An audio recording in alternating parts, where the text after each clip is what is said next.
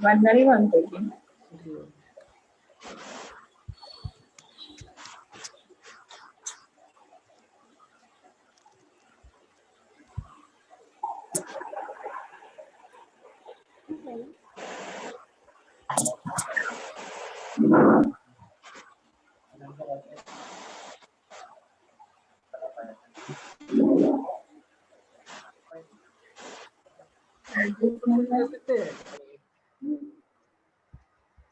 Hello, अभी हम शुरू कर सकते हैं? हाँ कर लेंगे। ठीक है, हो गए सब ज्वाइन हो गए? हाँ वो होते रहेंगे, अभी 2-3 मिनट में काफी लोग हो जाएंगे। अच्छा ओके।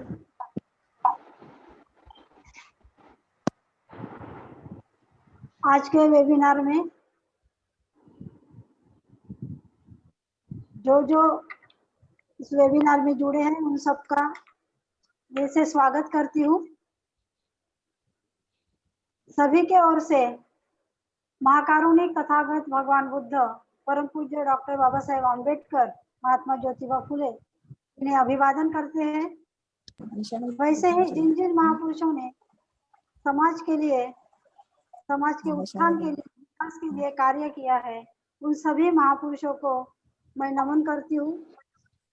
महिला सशक्तिकरण संघ के अध्यक्ष आदरणीय डॉक्टर भदंत चंद्र कीर्ति जी को वंदन करती हूँ और आप सभी जो ऑनलाइन वेबिनार से इस कार्यक्रम में जुड़े हैं उन सभी को सस्नेह मैत्रीपूर्ण जय भीम। नमो बुद्धाय। आवाज आ रही ना बनते ही? आ रही है, आ रही है। आज के वेबिनार में भंते जी ने जो संचालन करने का मुझे अवसर दिया है, मैं उनकी बहुत आभारी हूँ। भंते जी हमेशा महिलाओं को प्रोत्साहन देते हैं। गत 4 महीनों से उनकी धम्मदेशना चल रही है और अभी कल से ही माइंड डेवलपमेंट की क्लास भी चालू हो गई। सभी लोग उसका लाभ लेंगे ऐसी अपेक्षा करती हूँ। गत 4 महीनों से चला आ रहा है ये संडे का कार्यक्रम तो आज इस कार्यक्रम को सफल बनाने की कोशिश करते हैं। कार्यक्रम शुरू करने से पहले सभी की ओर से भंते जी को हमें त्रिशरण पंचशील देने की याचना करती हूँ। भंते जी। यमं वदामि तं वदेथा।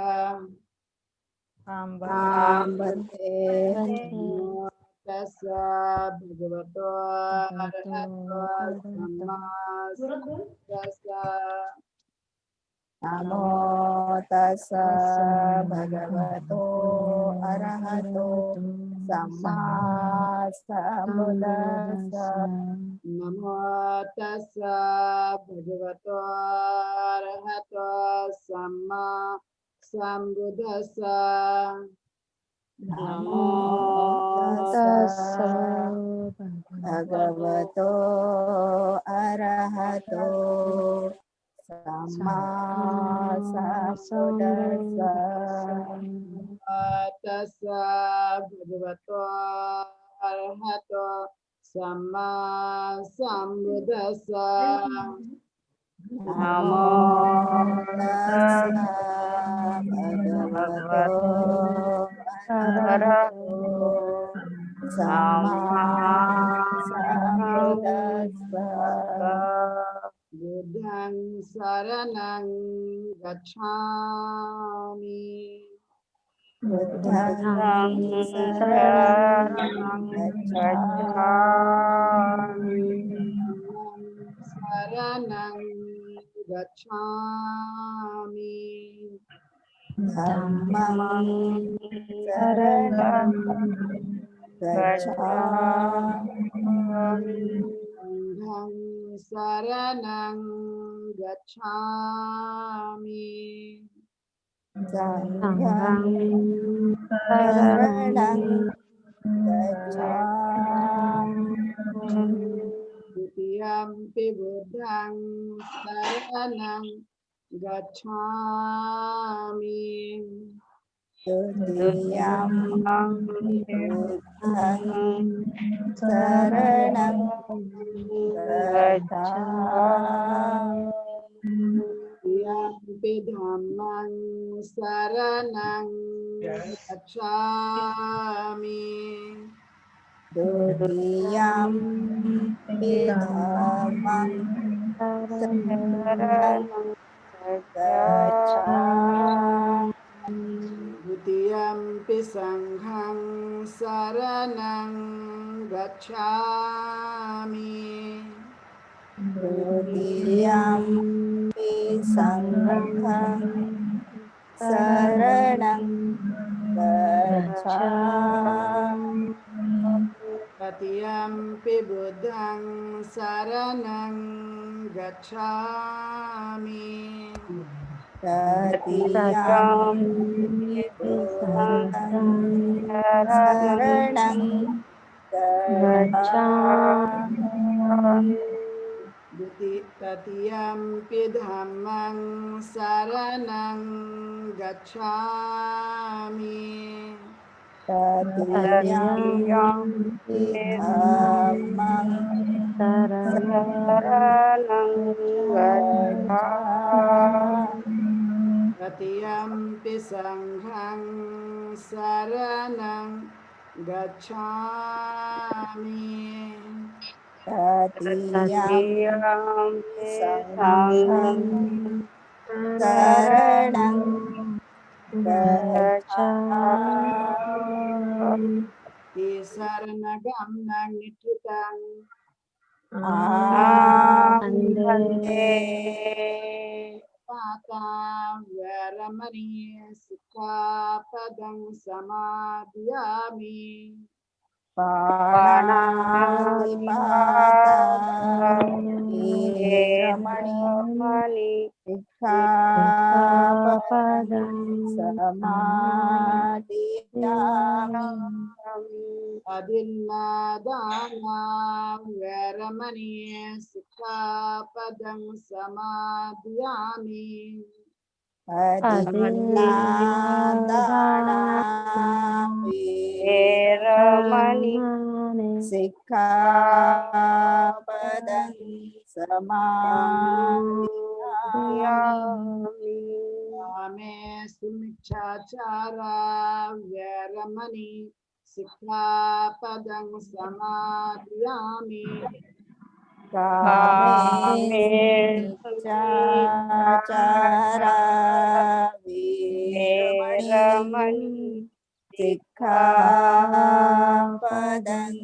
समादियामि। मुसावादा वरमणि सिक्खापदं समादयामि। मुसावादा वीरमणि सिक्खापदं समादियामि। सुरमेरयमज्जपमादठाना वरमणि सिक्खापदं समादयामि।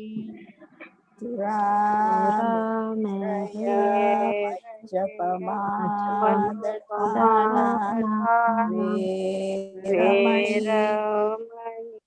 सिक्खापदं समादियामि। इमानि पञ्चशिक्षापदानि न सुगतियन्ते न भोगसम्पदा न निवृत्तिं यन्ति तस्मात् विशोधयेति। आमन्ते साधु साधु साधु साधु साधु साधु।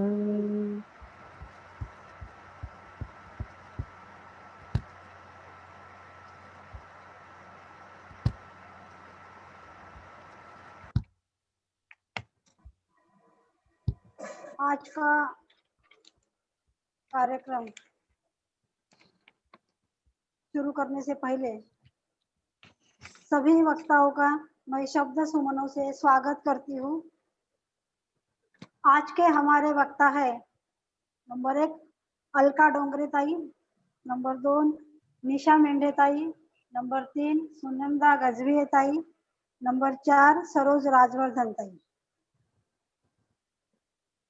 बड़ी खुशी होती है कि आज हमें ऐसा वक्ता मिलते हैं, तो इस वक्ताओं के लिए थोड़ा 2 शब्द कुछ लाइन कहना चाहूंगी। अतिथि देवो भव, अतिथि देवो भव कहती है भारत की धरा। स्वागत करते आपका, दिल से निभा रहे हैं परंपरा, दिल से निभा रहे हैं परंपरा। यूं ही अक्सर मन को कुछ छू जाता है, अक्सर यूं ही कभी मन को कुछ छू जाता है, एक कचोट सी लगती है और कुछ शब्द अपने आप निर्मित होकर ओठों पे आते हैं। और यही शब्द, यही विचार आज हम अपने वक्ताओं से सुनने के लिए बेकरार है। तो इसी शब्द को आगे बढ़ाते हुए मैं, पहले वक्ता है हमारी अलका ताई डोंगरे जी, इनका सब्जेक्ट है हिंदू कोड बिल। मैं अलका ताई को आमंत्रित करती हूँ कि आप अपने विचार यहाँ पर रखिए। अलका ताई। नमो बुद्धाय, जय भीम।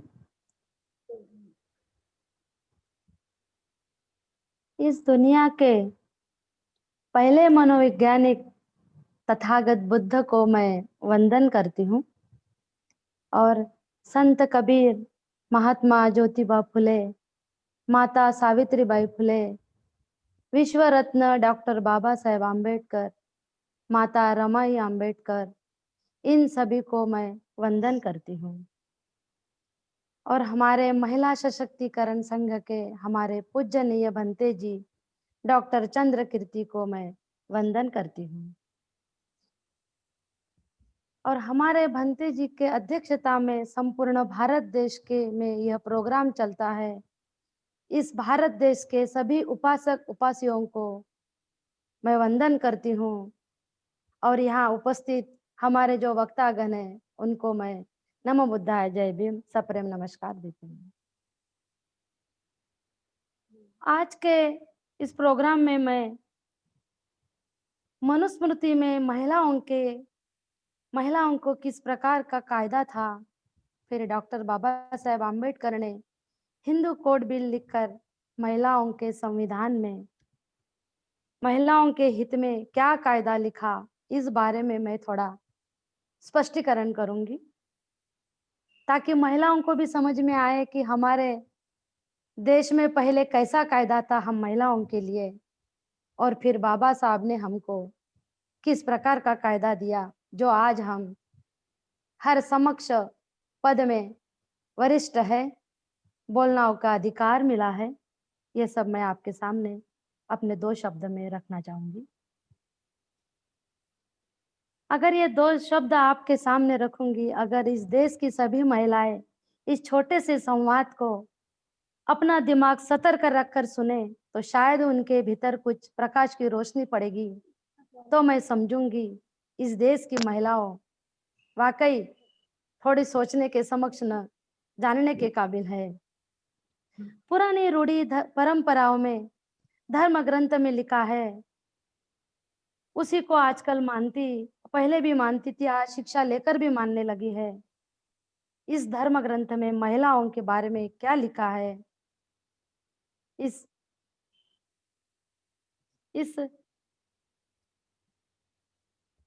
क्या लिखा है और क्या समझेंगे वो समझे। अभी पुरानी रूढ़ी परंपराओं में धर्म ग्रंथ में लिखा है, उसी को मानना, लेकिन धर्म ग्रंथ में महिलाओं के बारे में क्या लिखा है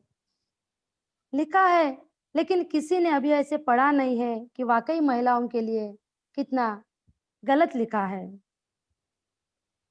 मनुस्मृति में अथर्ववेद में 6:11-3 में लिखा है, हे ईश्वर, तूने जो ये गर्भ बनाया है इसमें सिर्फ लड़कों को ही जन्म देना, स्त्री क्या कहीं भी जन्म ले सकती है। अथर्ववेद में 2, 3 और 23 शतपथ पुराण में लड़कियों को जन्म देने वाली स्त्री दुर्दैवी होती है।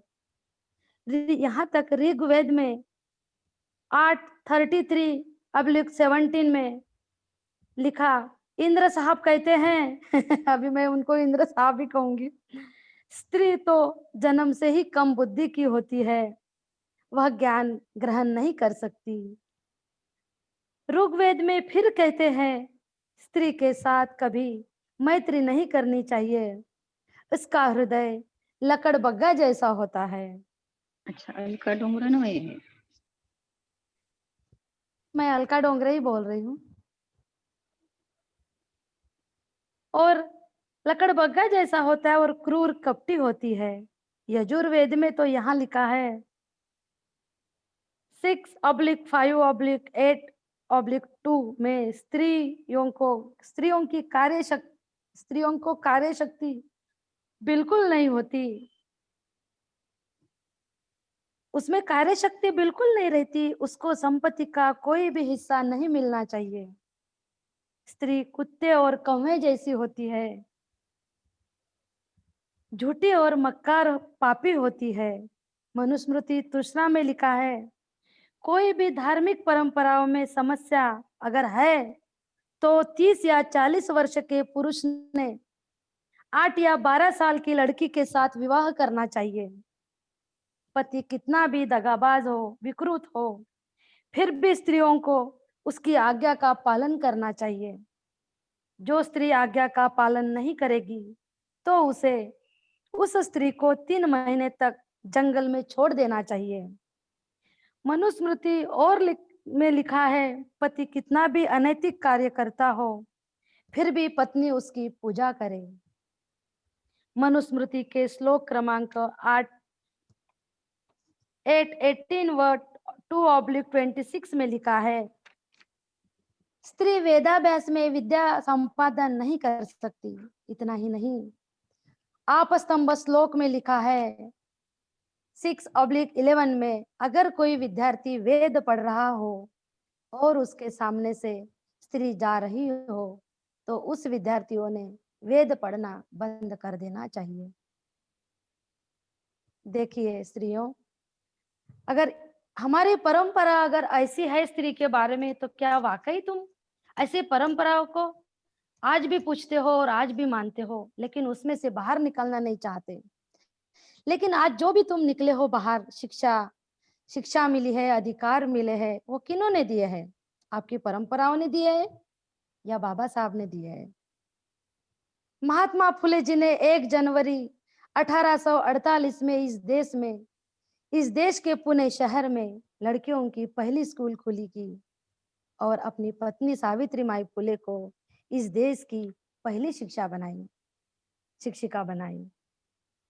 और डॉक्टर अंबेडकर जी ने घटना कलम 29 में इस देश में हर लड़की के लिए शिक्षा का अधिकार दिया है। ऐसा शिक्षा का अधिकार मिला है, इसीलिए आज आप शिक्षा के हर क्षेत्र में आगे बढ़ रही है और बड़ी खुशी की बात है। कोई भी स्त्री अगर ऊंचे पद पे पहुंच जाती है तो बड़ी खुशी होती है कि नहीं, कुछ कर रही है। इतना ही नहीं, मनुस्मृति श्लोक में 9:3 में स्त्री को किसी भी तरह का स्वातंत्र्य नहीं होना चाहिए, लेकिन डॉक्टर बाबा साहब आम्बेडकर जी ने घटना कलम 14 में लिखा है, इस देश की स्त्री पुरुष को समान अधिकार और कायदा लिखा है। आज जो स्त्री को समान कायदा मिलता है वो सिर्फ हमारे हिंदू कोड बिल संविधान की वजह से। उसको जैसे मनुस्मृति में लिखा है कि उसको स्त्री को किसी भी स्वतंत्र उपभोगने का उसको इजाजत नहीं है, लेकिन हमारे बाबा साहब ने स्त्री पुरुष को स्वातंत्र उपभोगने का समान अधिकार दिया है। घटना कलम 31 में कार्य में समान वेतन अधिकार दिया है। मतलब किसी भी कार्य क्षेत्र में अगर स्त्री है, पुरुष है और स्त्री भी है, उन दोनों को कभी अलग अलग न समझकर एक ही समझकर उनको समान वेतन दिया है। मनुस्मृति में श्लोक क्रमांक 9/3 में लिखा है, पति को पत्नी बेचने का अधिकार है। उदाहरण के तौर पर महाभारत में द्रौपदी को जुगार पे लगाया था, यानी अपने पति को, संपत्ति कम पड़ गई थी जुगार खेलने में तो अपने पत्नी को बेच दिया था। लेकिन डॉक्टर आम्बेडकर जी ने घटना कलम 23/1 में पुरुष को स्त्री बेचने को सख्त मनाही की है। अगर ऐसा करता है तो उस पुरुष को शिक्षा होगी, वो शिक्षा का पात्र होगा, ऐसा कायदा लिखा है। मनुस्मृति श्लोक में 8/299 में लिखा है, पति के हाथ से जबरन हानामारी हो गई, अगर उस पति के हाथ से अगर मौत हो जाती है तभी पति को कोई भी शिक्षा नहीं होगी। डॉक्टर आम्बेडकर जी ने घटना कलम 73/1/2 में पत्नी को मारना पीटना या उसकी हत्या करना अगर कर दी है तो उसके ऊपर, पति के ऊपर फौजदारी गुनाह होता है और उसको सजा होती है। लेकिन हमारे देश की नारी आज भी उसी कर्मकांड परंपरा में आज भी उलझी हुई है और बाबा साहब की घृणा करती है, जबकि आज इतनी स्वतंत्र दौड़ में सबसे आगे है। लेकिन उनको ये नहीं पता कि हमको वाकई डॉक्टर बाबा साहेब आम्बेडकर ने कैसे अधिकार दिए है इस संविधान में।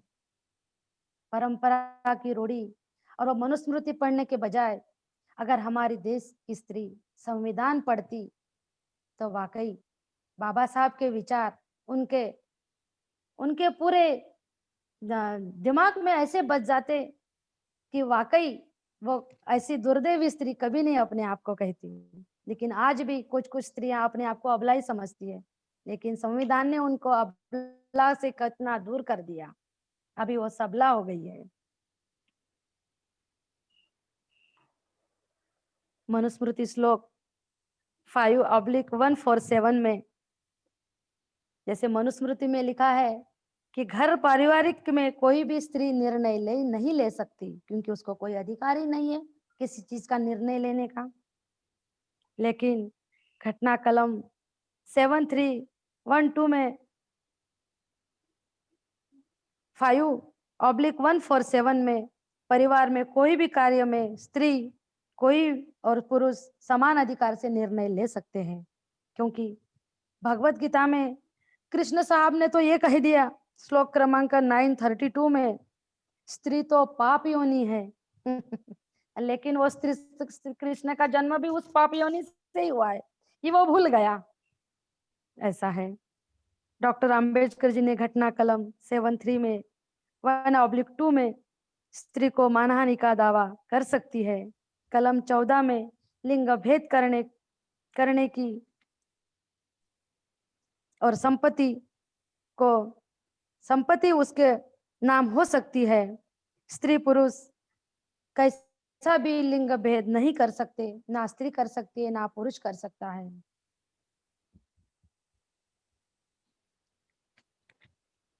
हमारे देश की स्त्री आज भी ऐसे ही विचारधाराओं में पढ़ लिख कर भी,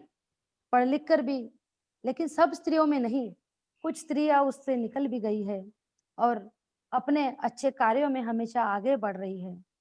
ऐसा भी नहीं कि हम स्त्री को पीछे नहीं समझ सकते, लेकिन जो कुछ है वो अपनी पुरानी परंपरा और रूढ़ी में आज भी जकड़ी हुई है। मनुस्मृति श्लोक में स्त्री जन्म से ही विघातक दुर्गुणी है, ऐसे कहा गया है। अगर वो दुर्गुणी होती तो आज स्त्री पढ़ लिख कर अपना घर भी संभालती है, अपने बच्चों के पढ़ाई लिखाई पर भी ध्यान देती है, तो क्या वाकई वो दुर्गुणी है? ये समझना है हर स्त्री को, और ये समझना है बाबा साहब को, उनके विचारों को। स्त्री में बाबा साहब ने घटना कलम 51 में लिखा है, स्त्री के प्रतिष्ठा पर कोई बाधा नहीं आ सकती और जो पहुंचाएगा उसको सजा होगी। वो सब सामाजिक व धार्मिक कुप्रथा से वो उसको बंदी ला दी गई है कि वो किसी भी अगर जबरदस्ती कोई सामाजिक कुप्रथाओं में उसको जाना भेजना चाहता है तो वो ऐसा उसके ऊपर जबरदस्ती नहीं कर सकता। ऐसा कायदा बाबा साहब ने लिखा है। और 26 जनवरी हमारे देश को जब संविधान मिला और इस देश की घटना बहाल हुई तो जैसे महान पंडित के वजह से हमारे बाबा साहब आम्बेडकर इस वर्ल्ड के महान पंडित है, उनके जैसा आज तक कोई हुआ है और ना ही कोई होगा, की वजह से आज देश की हर महिला पंतप्रधान बन गई, राष्ट्रपति बन गई, मुख्यमंत्री बन गई, कलेक्टर बन गई। मतलब इतना इतना आगे बढ़ गई है। लेकिन आज भी हम मंगला गौरी की पूजा में रहते हैं, महालक्ष्मियों की पूजा में। पूजा करना कोई पाप नहीं है। अपने अपने धर्म में जो पूजा अर्चना है वो सब तुम करो, उसको कोई ये नहीं, क्योंकि संविधान ने सबको अधिकार दिया है कि हम अपने अपने क्षेत्र में अपने अपने धर्म के हिसाब से पूजा अर्चना सभी को स्वातंत्र है। लेकिन जो हमारे अधिकार है, जो हमें अधिकार मिले हैं, और वो हमको अधिकार मिले वो किनकी वजह से मिले और हमको किसने अधिकार दिए हैं, वो उनकी विचारधारा पढ़िए, क्योंकि वो पढ़ने से शायद आपके विचार में और सुधारना आ जाएगी। और रूढ़ी परंपरा जो हम सोचते हैं कि मेरी एक फ्रेंड थी वहां मुंबई में, तो मैं ऐसे ही महिला दिवस के अवसर पर महिलाओं के अधिकार उनको सुनाए थे, तो उन्होंने कहा कि बोले नहीं, हमारे देवी देवता ने हमको अधिकार दिए हैं। मैंने कहा अच्छा। तो मैंने कहा आप जो पढ़ी लिखी है, आप अगर अभी आपको कितने भाई बहन है? तो बोलती है मैं एक बहन और एक भाई हूँ। मैंने कहा अच्छा, तो आपके मम्मी पापा है अभी इस दुनिया में? तो बोले नहीं। तो मैंने कहा आपके जो प्रॉपर्टी मिली है वो आपको मिली है या आपके भाई को ही पूरी? नहीं, बोले मेरा भी उतना ही अधिकार है। मैंने कहा अच्छा, जब आपका ही उतना अधिकार है तो आपको जो अधिकार दिए हैं वो किसने दिए हैं? आपके देश के संविधान ने दिए हैं। तो बोले हाँ।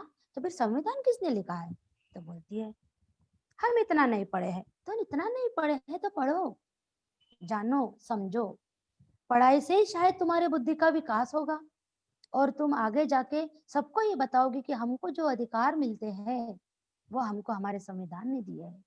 और संविधान लिखने वाले और कोई नहीं, हमारे देश के महापंडित डॉक्टर बाबा साहेब आम्बेडकर। लेकिन तुम महिलाओं को डॉक्टर बाबा साहेब आम्बेडकर लेने में बड़ी चिढ़ आती है। नहीं, तुम चिढ़ करो, कोई बात नहीं, क्योंकि क्या है ना, हम तुम चिढ़ भी करोगी तो उनके नाम से करोगी, इसका मतलब उनका नाम तुम्हारे दिमाग में आ गया। हमें उस बात की गुस्सा नहीं होती, क्योंकि गुस्सा करना हमारे धम्म में है ही नहीं।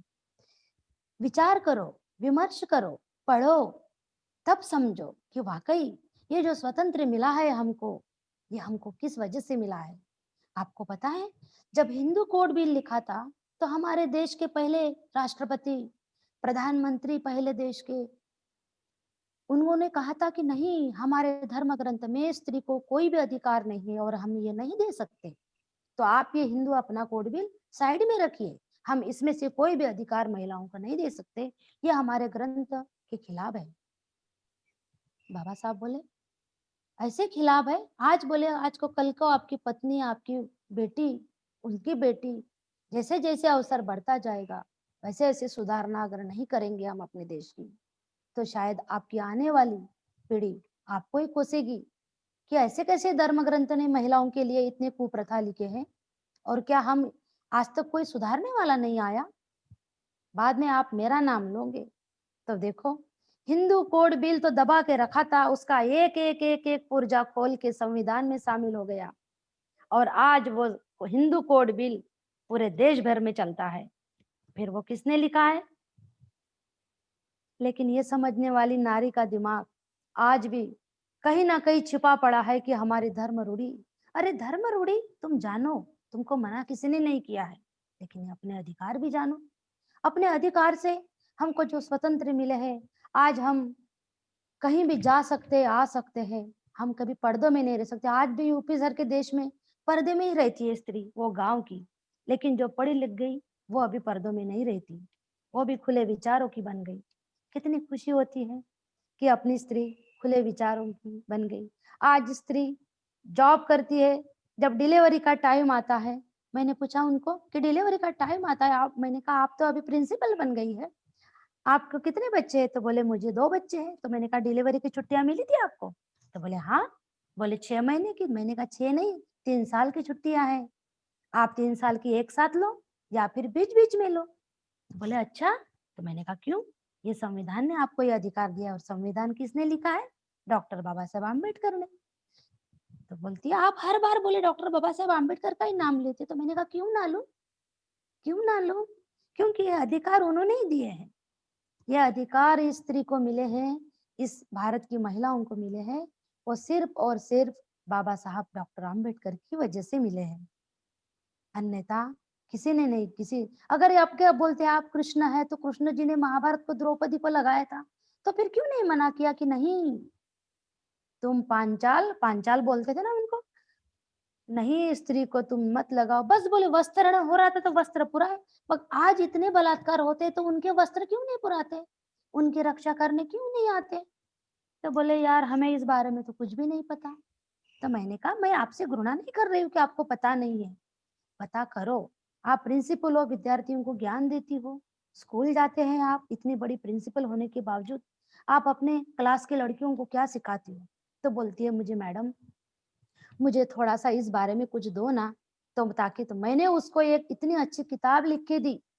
फिर उसका मैंने सावित्रीबाई फुले से लेकर बाबा साहब के हिंदू कोड बिल के अधिकार से लेकर मैं इतना उसको लिख कर उसकी फिर मैंने जेरोक्स कॉपी 50 करवाई और उस मैडम को मैंने एक कॉपी दी। एक कॉपी मतलब एक बुक दी, कम से कम 20-25 पानों की थी, मेन मेन मुद्दे लिखे थे मैंने उसमें। और फिर वुमेन्स डे के दिन जब मैंने सबसे पहले अपने स्पीच में कहा कि विद्या की देवी सावित्रीबाई फुले को मैं कोटि कोटि प्रणाम करती हूँ, तो सब उठकर खड़ी हो गई और बोलने लगी विद्या की देवी तो सरस्वती है। मैंने कहा होगी, लेकिन मेरे लिए और तुम सबके लिए विद्या की देवी सावित्रीबाई फुले है, क्योंकि वही अपनी देश की पहली शिक्षिका है। उनके पति ने उनको पढ़ाया, फिर उन्होंने महिलाओं की स्कूल खोली, तो फिर आप किसको भी, मैंने कहा आप सरस्वती को मानते हो, आप मानो, लेकिन विद्या की देवी तो मत मानो, क्योंकि उन्होंने कभी कोई क्लास नहीं लिए, किसी लड़कियों को पढ़ाया लिखाया नहीं। मैंने कहा अपने ग्रंथ में इसकी छानबीन कर सकते हो? तो बोलते हैं हाँ। तो मैंने कहा अगर मैं ये आपको 25 पन्ने की किताब दूं तो क्या आप पढ़ोगे? तो बोले हाँ हाँ अलका पढ़ेंगे। बोले हमें दो। बोले मैंने 50 जेरॉक्स कॉपी बनवाई उसकी और सब लेडीज को मैंने वहां उस समय वुमेन्स डे के दिन बांट दिया। और जब वो पढ़ने लगी, फिर दूसरी मीटिंग हुई हमारी महिला क्लब की, तब उन्होंने मुझे बोले अलका कोई भी अच्छे विचार हो तो बोले हमें बता दिया करो। तो मैंने कहा बताने की क्या जरूरत है, मैं फिर लिखकर एक छोटी छोटी किताबें बनवाऊंगी और आपको मैं दूंगी। तो बोले ये अच्छा है। फिर वहां की कम से कम 50 लेडीज ने मेरी बातें सुनी, मैंने दी हुई किताबें पढ़ी और वाकई अपने अपने अधिकार जानने लगी। और फिर अपने अपने अधिकार जानने के बाद बोले अलका तुमने हमारा माइंड ऐसे फ्रेश कर दिया कि वाकई हमको इस बारे में कभी कुछ भी पता नहीं था। मैंने कहा कोई बात नहीं, देर सवेरे ही सही, अब तो पता चल गया है। बोले हाँ अभी पता चल गया है। मैंने कहा देखो तुम्हारे घर के देवी देवता है, तुम उनकी पूजा करो, क्योंकि सबको अधिकार मिले हैं, उसमें कोई वो नहीं है, क्योंकि सबका धर्म अलग अलग है और सब अपने अपने धर्मों में सब प्रामाणिकपन से पूजा अर्चना करते हैं, अच्छी बात है। लेकिन उसके बावजूद हमको सबसे पहले एक अच्छा इंसान बनना है और अच्छे इंसान के लिए हमें क्या करना चाहिए। मैंने कहा मैं इसका आपको पंचशील और अष्टांगिक मार्ग और 10 पारमिता, इसके बारे में मैं बाद में कुछ लिख के दूंगी और आप इसके बारे में जरूर सोचना और हमेशा स्व परीक्षण करना। दूसरों का परीक्षण करने के बजाय सिर्फ अपना ही परीक्षण करो, बहुत फायदे में रहोगी। बस मैंने ऐसे समझा के उनको बहुत अच्छा लगा, मुझे भी अच्छा लगा कि किसी को हमने अच्छी बातें बताई और आपने सब अच्छे से सुना मुझे। इस प्रोग्राम में मुझे शामिल किया और मैं अपने 2 शब्द आपके सामने रखी और मैं इसके लिए मैं आपका बहुत आभारी हूँ। जय भीम, नमो बुद्धाय।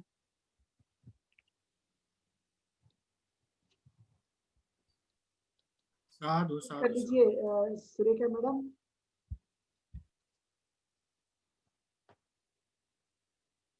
अनम्यूट कर लीजिए पहले। हाँ जी, मैडम को बोल रहा हूँ, सुरेखा मैडम को अनम्यूट अच्छा। करने के लिए।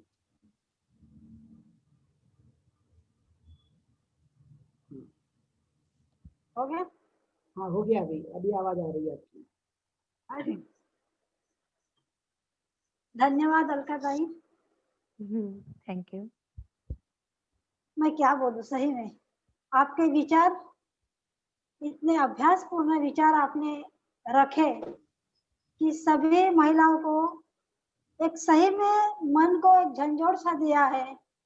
पूरे कलम किसमें क्या है क्या नहीं है, मनुस्मृति में एक स्त्री को क्या क्या उपमा दी गई है, कौवे से लेके कुत्ते से, पापी कपटी, जो जो शब्द नहीं सुने होंगे वो शब्दों की माला उस मनुस्मृति में स्त्रियों को दी रखी थी। और आज अक्सर हम देखते हैं जो बाबा साहब ने संविधान में हमें जो अधिकार दिए हैं, उस संविधान की वजह से सभी समाज की महिला एक अच्छे से लिखी पढ़ी बड़ी अफसर बन के खड़ी है, लेकिन फिर भी उन्हें जो बाबा साहब ने दिया हुआ अधिकार है वो उनको पता नहीं। ये सही में बहुत शोकांतिका है। और आज भी सभी महिलाएं रूढ़ी परंपरा अंधश्रद्धा में इतनी जकड़ी हुई है कि उनको निकालना बहुत जरूरी है। और इसी निकालने के लिए आप हमेशा प्रयास करेंगे ऐसा मुझे लगता है। मतलब पूरे स्त्री की मानवीय भावना को, स्त्री के मानवीय मोती को माला में पिरोने का काम आप आज ने किया है। तो सही में मुझे बहुत ऐसी बात आपसे और सुनने को अच्छा लगेगा कि बार बार आप ज्वाइन हो सकते हैं और सभी महिलाओं को अगर ये बार बार अधिकार किसने दिया, क्या है अधिकार, ये सुनने को मिलेंगे तो जरूर एक ना एक दिन हम आशा रखते हैं कि सभी महिलाएं कुछ ना कुछ ये रूढ़िवाद से अंधश्रद्धा से दूर हो सकती है। बहुत बहुत अच्छा अलका ताई।